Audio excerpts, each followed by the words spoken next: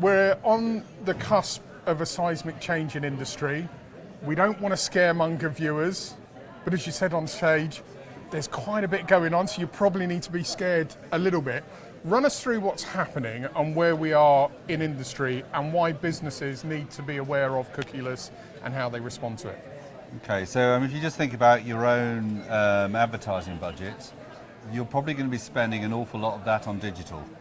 That's probably going to be reliant on third-party cookies to make sure you're serving ads to the right sort of relevant, interested audience to you.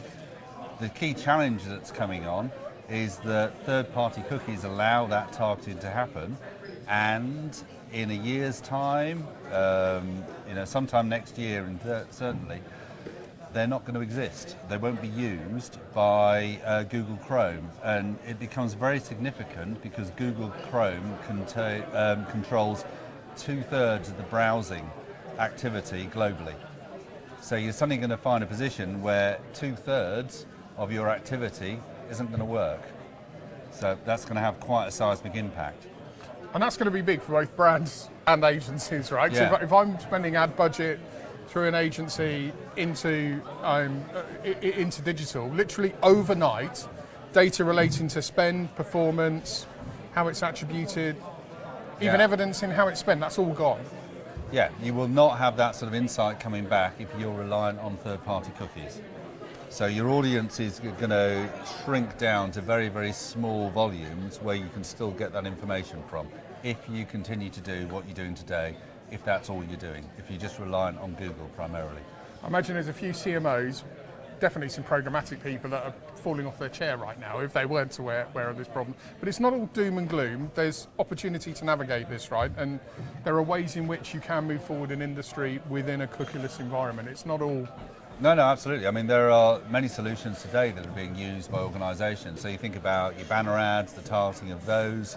Many organisations aren't actually using cookies to do that nowadays because they realise the writing's on the wall for the cookies. They've built other solutions out there. But the reality is if you're spending a lot of money via those channels, things are going to change, but that also creates an opportunity. So you're going to have this massive sort of market reorganisation. So there's going to be new solutions coming to market, which is where the agencies actually have a strong part to play, because they, in theory, should be able to, audit which of the solutions are working best. Whether you want a combination of solution A, B, and C performs best, or whether it's A and B separately. What's this new world going to look like, and how is it going to perform? And it's also going to evolve and change over time.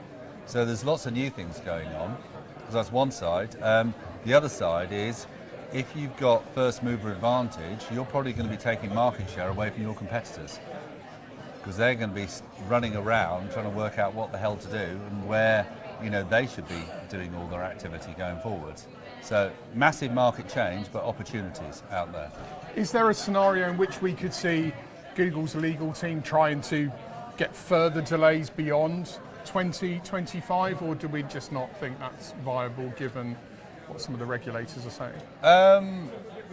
I'm not sure I think probably the only answer can either be from a Google employee in the legal team or by conjecture. So you would imagine this isn't a great surprise to Google. So they knew they were going to get some pushback. So if you know you're going to get pushback, you may go in heavy and then slightly lighter and slightly lighter and slightly lighter, and see where the sort of thumbs up, okay, you can go ahead, actually happens, as opposed to going in with a low-level solution then being told you can't go any further. So they'll go most extreme and then come down. But I mean, from their perspective, they own 2/3 of the browser market, so they have a massive opportunity to try and control that as much as possible. So they're playing a strategy out, I would say, currently. And the fact that the CMA has now pushed back again against them won't be a big surprise. And on the CMA point, so Google moved to their sandbox solution. CMA have said it doesn't quite go far enough for us, further changes needed. You're market dominant, you're getting too much benefit from this currently. How can other providers, successfully perform in the market without you controlling the market?